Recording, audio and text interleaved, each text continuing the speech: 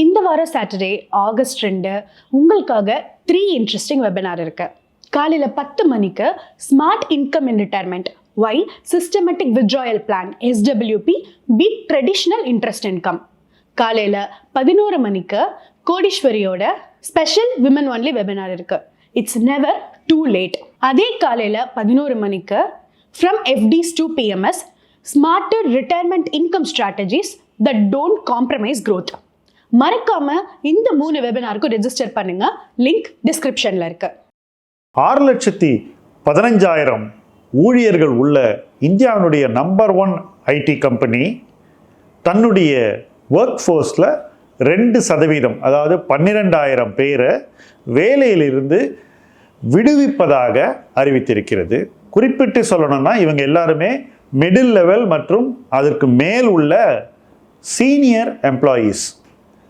எங்களுடைய தேவைகளுக்கும் அவங்களுடைய ஸ்கில்ஸுக்கும் மேட்ச் இல்லை, அதனால் நாங்கள் ஆட்குறைப்பு செய்கிறோம், அவங்கள நாங்கள் விடுவிக்கிறோம் அப்படின்னு TCS சொல்லியிருக்கு. இதுக்கு முன்னாடி TCS ஆட்குறைப்பு பண்ணது 2015 1 விழுக்காடு அவங்களுடைய ஒர்க் ஃபோர்ஸில் குறைச்சாங்க. அன்னைக்கு இருந்த ஒர்க் ஃபோர்ஸ் 3 லட்சம், அதில் 3000 பேர் அவங்க விடுவித்தார்கள். கிட்டத்தட்ட 10 வருஷம் கழித்து இப்போ இந்த முடிவு அவங்க எடுத்திருக்காங்க. இதற்கு சூழல் சார்ந்த முக்கிய காரணங்கள் இருக்குது அப்படிங்கிறத மறுக்கவே முடியாது. டெக்னாலஜி ரொம்ப வேகமாக மாறிக்கிட்டு இருக்கு. AI வந்ததில் நிறைய பணிகளை யார் செய்து கொண்டிருக்கிறார்களோ அவர்களுடைய வேலையை AI மிக எளிதில் செய்து விடுகிறது. குறைந்த செலவில் அதிவேகமாக அந்த பணியை AI செய்யும்போது அந்த வேலைகள் ஆப்சலெட்டாக, அதாவது அந்த பணிகளை மனிதர்களை வைத்து செய்ய வேண்டிய சூழல் முடிவடைந்த ஒரு நிலைக்கு நம்ம வந்திருக்கோம். ஸோ இனிமே இதுக்கு ஆட்கள் தேவையில்லை அப்படின்னு ஒரு சிச்சுவேஷன் வருது. ஆட்களே தேவையில்லைன்னா அப்போ அந்த ஆட்களை சூப்பர்வைஸ் பண்ணுறதுக்கு மேனேஜர்ஸ் எங்கே தேவைப்படுவாங்க? அவங்களும் தேவையில்லைன்ற ஒரு சூழ்நிலை வருது.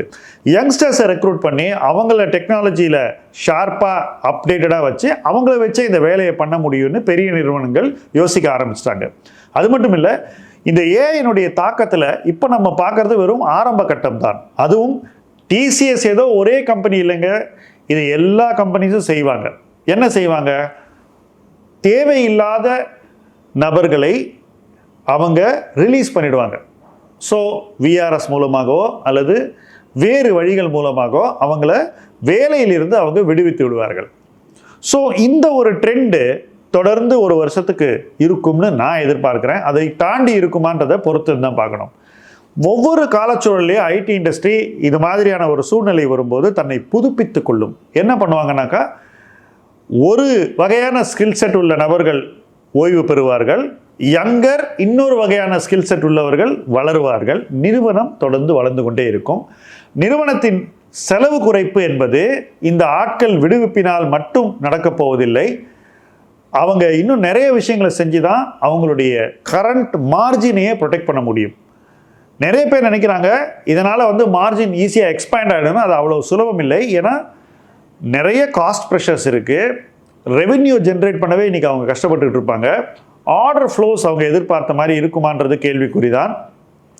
நிறைய கஸ்டமர்ஸ் இப்போ அவங்களுடைய ஸ்பெண்டிங்கை தள்ளி போடக்கூட வாய்ப்பு இருக்கலாம். இதையெல்லாம் அவங்க நம்மக்கிட்ட ஒரே நேரத்தில் சொல்ல வேண்டிய அவசியமும் இல்லை. அதற்கான ஒரு தெளிவும் அவங்களுக்கு இருக்காது. அந்த தெளிவு வர வர ஒவ்வொரு காலச்சூழலையும் நிறுவனங்கள் பங்குதாரர்களுக்கு சொல்ல வேண்டியதை உரிய நேரத்தில் சொல்லிக்கொண்டே இருக்கும். அதில் TCS கிட்டத்தட்ட ஒரு முதலிடத்தில் இருக்கக்கூடிய கம்பெனின்னு தான் நான் சொல்லுவேன். ஸோ இந்த ஒரு சிச்சுவேஷனில் TCS இந்த முடிவை வேறு வழி இல்லாமல் தான் எடுத்திருப்பார்கள் என்பது என்னுடைய கணிப்பு. எவ்வளோக்கு எவ்வளோ முடியுமோ அவ்வளோக்கு எவ்வளோ தள்ளி போட்டுட்டு தான் இந்த மாதிரி முடிவுகளை எடுக்கக்கூடிய நிறுவனமாக TCS தொடர்ந்து இருந்து வருகிறது. இனி TCSே எடுத்துட்டாங்க, நம்மளும் எடுக்கலாம்னு நிறைய கம்பெனிஸ் இந்த முடிவை தொடர்ந்து எடுப்பார்கள் TCSின் வழியில். இதில் சின்ன கம்பெனிஸ் இன்னும் அதிகமாக நபர்களை வேலையிலிருந்து விடுவிக்க வாய்ப்புகள் இருக்கின்றன. ஏன்னா அவங்கள்ட்ட இருக்கக்கூடிய லோவர் அண்ட் ஜாப்ஸ்க்கு இன்னும் த்ரெட் அதிகமாக இருக்கும் அப்படிங்கிறது தான் உண்மை. இந்த மாதிரி ஒரு சிச்சுவேஷனில் கம்பெனிஸ் தன்னுடைய ஷேர் ஹோல்டர்ஸை எப்படி பாதுகாக்க போகிறாங்க அப்படிங்கிற ஒரு கொஸ்டினை நம்ம கேட்கலாம். ஒரு வகையில் இது மாதிரியான முடிவுகள் மார்ஜினை ப்ரொடெக்ட் பண்ணும். ரெண்டாவது, எக்ஸ்பென்ஸை குறைக்கும் போது அது ஒரு சிறிய ப்ராஃபிட் க்ரோத்தையும் கொடுக்க வாய்ப்பு இருக்குது. ஒவ்வொரு மாற்றத்திலும் நிறுவனம் எஃபிஷியண்டாக மாறுவதற்கும் வாய்ப்புகள் இருக்குது. காலச்சூழலுக்கு ஏற்ப நிறுவனம் தன்னை புதுப்பித்துக் கொள்ளவும் முடியும். இது எல்லாம் நடக்கும்போது வேலை இழப்பு என்பது சமுதாயத்தில் ஒரு பெரிய தாக்கத்தையும் ஏற்படுத்தும் என்பதை மறுக்கவே முடியாது. உதாரணத்துக்கு மிடில் லெவல்லையும் அதுக்கு மேலே உள்ளவங்க தான் லக்ஸுரி ப்ராடக்ட்ஸில் மிகப்பெரிய consumers. High end cars, travel, high end condominium houses, இதையெல்லாம் வாங்கக்கூடியவர்கள் இந்த ஒரு வருமான சக்தி உடையவர்கள் தான். இதில் பல பேர் ஏற்கனவே இந்த வீடுகளையோ சொத்துக்களையோ வாங்கி வைத்திருப்பார்கள். இப்போ வேலையில் இருந்து அவர்களை விடுவித்தால் இந்த வீடுகளையோ சொத்துக்களையோ அவர்கள் விற்றுவிட்டு அதை பணமாக மாற்றி அதிலிருந்து வாழக்கூடிய ஒரு சூழ்நிலையும் ஏற்படலாம். ஸோ இந்த மாதிரி சொத்துக்களுக்கான டிமாண்டும் முன்பு இருந்தது போல் இருக்க வாய்ப்பில்லை. இப்போ இந்த சொத்துக்களை அவங்க சொந்த பணத்தை வச்சு வாங்கியிருப்பாங்களான்னா இல்லை, கடனும் நிறைய பேர் கொடுத்துருப்பாங்க. ஸோ இந்த கடனையும் அவங்க அடைக்க வேண்டிய ஒரு சூழ்நிலைக்கு வரலாம். சில நேரங்களில் இஎம்ஐ தவறக்கூடிய ஒரு சூழ்நிலையும் சில பேருக்கு மட்டும் வரலாம். ஸோ இந்த கடனை அவங்க திருப்பி அடைக்க வேண்டிய ஒரு கட்டாயம் அவங்களுக்கு வந்துடும். அதனாலேயே இந்த சொத்துக்களில் மறுபடியும் அவங்க விற்க முன் வரலாம். ஸோ இந்த சொத்துக்கள் சார்ந்த சந்தையும் மந்தமாக வாய்ப்பு இருக்கு. இவங்களை பார்த்துட்டு மற்றவங்களும் இது மாதிரி நமக்கு வருமோன்ற பயத்தில் இது போன்ற சொத்துக்களை வாங்குவதை தள்ளியும் போடலாம். ஸோ இந்த முடிவு என்பது பல வகையில் கடன் கொடுப்பவர்களை வெகுவாக பாதிக்கும் அப்படின்னு நான் நினைக்கிறேன். அதே போல வருங்காலத்தில் இது போன்ற பிஸ்னஸ் ஆரம்பிக்க நினைக்கிறவங்க நிச்சயமாக ஆரம்பிக்க மாட்டாங்க. இப்போ ஐடியில் புதுசாக ஒரு கம்பெனி ஆரம்பிக்கணும்னு யாரும் நினைக்க மாட்டாங்க. ஏன்னா டெக்னாலஜிக்கல் சேஞ்ச் அவ்வளோ அதிகமாக வந்துகிட்டு இருக்கு. ஸோ ஐடியில் இன்னொரு ஃபெசிலிட்டி ஆரம்பிக்கலாம், இன்னொரு இடத்துல போய் ஒரு ஐடி பார்க் போடலாம், ஏற்கனவே உள்ள ஒரு ஐடி பார்க்கில் புதுசாக ஒரு எக்ஸ்பான்ஷன் பண்ணலான்ற எண்ணங்கள்லாம் யாருக்கும் வராது. மாறாக ஏற்கனவே இருக்கிற அசட்ஸை கூட வாடகை இருக்கக்கூடிய சொத்துக்களை அவங்க வேண்டாம் என்று திருப்பி கொடுத்து விடலாம். இதெல்லாம் ரெண்டல் மார்க்கெட்லேயும் ரியல் எஸ்டேட்டில் ஒரு பெரிய மந்த நிலை வர வாய்ப்பு இருக்குது. சில நேரங்களில் சொந்தமாக ஒரு ஐடி பார்க் வச்சுருந்தாங்கன்னா அந்த கம்பெனிஸ் அந்த அசட்டையே விற்றுட்டு வெளியே போக முடியும். இதை சமீப நாட்களில் காக்னிசன்ட் சென்னையில் பண்ணாங்க, அதை நீங்கள் பார்த்துருப்பீங்க. ஸோ இந்த மாதிரி நிறைய மாற்றங்கள் வரும்போது ரியல் எஸ்டேட் மார்க்கெட்டை இந்த ட்ரெண்ட் நிச்சயமாக பாதிக்கும். ரியல் எஸ்டேட்டில் டிமாண்டு குறையும், ப்ரைஸஸில் ஒரு அழுத்தம் வரும், சப்ளை அதிகரிக்கும். ஸோ சப்ளை அதிகரிக்கும் போது உடனே டிமாண்ட் அதுக்கு வராது. வாங்குறவங்கெல்லாம் கொஞ்சம் பின்வாங்கிட்டு அப்புறம் விலையை இறங்கினாட்டும் வாங்கிக்கலாம், கொஞ்சம் பார்த்து வாங்கலான்ற ஒரு சுச்சுவேஷனுக்கு வருவாங்க. நுகர் விலையே ஜுவல்லரி போன்ற ஹை டிக்கெட் ஸ்பெண்டிங் எல்லாமே இப்போ கொஞ்சம் சாஃபன் ஆகும் வாய்ப்பு இருக்குது. ஆனால் இன்றைக்கி இருக்கிற கோல்டு ப்ரைஸில் அது சாஃபன் ஆகிறது நல்லது தான் நான் நினைக்கிறேன். ஸோ இந்த ஒரு சின்ன முடிவு ஒரு நிறுவனத்தின் முடிவாக பார்க்கக்கூடாது, 12,000 பேரின் எதிர்காலமாக பார்க்கக்கூடாது. இது ஒரு சோஷியல் ட்ரெண்டை உருவாக்க போகுதுங்கிறது தான் இதில் வருந்தத்தக்க ஒரு விஷயம்.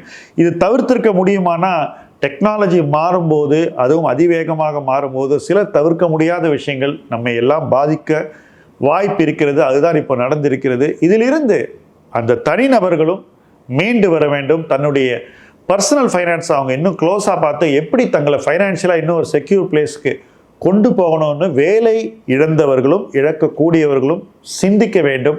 அப்படி சிந்திக்கும் போது அவங்க நம்மக்கிட்ட இதெல்லாம் இருக்கா, சரி நம்ம இப்போ வேலைக்கு போகலன்னா கூட பரவாயில்ல, இதில் சில சொத்துக்களை நம்ம விற்றுட்டு பணத்தை வைத்துக்கொண்டு நிம்மதியாக ஓய்வு காலத்தை கழிக்கலாம் என்றும் முடிவுக்கு வரலாம். சிலர் என்னால் சும்மா இருக்க முடியாது, நான் இன்னொரு வேலைக்கு போகிறேன், கொஞ்சம் கம்மியான சம்பளம் வந்தாலும் I am going to work, ஏன்னா எனக்கு வேலை தான் முக்கியம் அப்படின்னும் மறுபடியும் பணிக்கு போகலாம்.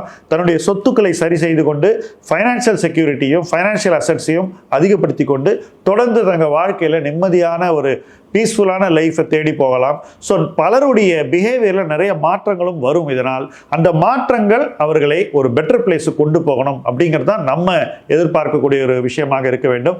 அந்த பெட்டர் பிளேஸில் அவங்களுக்கு பீஸ் ஆஃப் மைண்ட் வரணும். வேலை என்பது அவங்களுக்கு ஒரு வாழ்வியல் முறை. அதை அவங்க விரும்பித்தான் செய்ய வேண்டுமே தவிர கிடைக்கிற வேலையில் போய் கஷ்டப்படணும்லாம் யாரும் நினைக்கக்கூடாது. அந்த இடத்துக்கு யாரும் போகவும் கூடாது. அவங்களுடைய திறமைக்கு ஏற்ற வாய்ப்புகள் மறுபடியும் கிடைக்கும் வரை பொறுமையாக இருந்து பணத்தை சரியாக செலவு செய்து அந்த பணத்தை வருங்காலத்திற்கும் சரியாக பாதுகாத்து மறுபடியும் வேலை கிடைச்சதுக்கப்புறம் மறுபடியும் செலவு பண்ண பணத்தை மறுபடியும் சேமித்து இன்னும் தன்னை சேஃபாக வைத்துக்கொள்ள வேண்டிய பொறுப்பு அனைவருக்கும் இருக்கிறது. இந்த வீடியோவை பார்க்குறவங்க இந்த ஒரு சம்பவத்திலிருந்து தங்களுடைய பர்சனல் ஃபைனான்ஸை இம்ப்ரூவ் பண்ணிக்கணும் அப்படிங்கிறது தான் நம்முடைய குறிக்கோள். உங்கள் பர்சனல் ஃபைனான்ஸ் இம்ப்ரூவ் ஆகும்போது இது போன்ற விஷயங்கள் உங்களை அதிகம் பாதிக்காது. நீங்கள் எந்த விதமான ஒரு கிரைசிஸையும் எதிர்கொண்டு அதை கடந்து இன்னொரு பெட்டர் பிளேஸுக்கு போகணும். அந்த பெட்டர் பிளேஸை நோக்கி இணைந்து பயணிப்போம். முதலீட்டு களம் உங்கள் களம். நன்றி.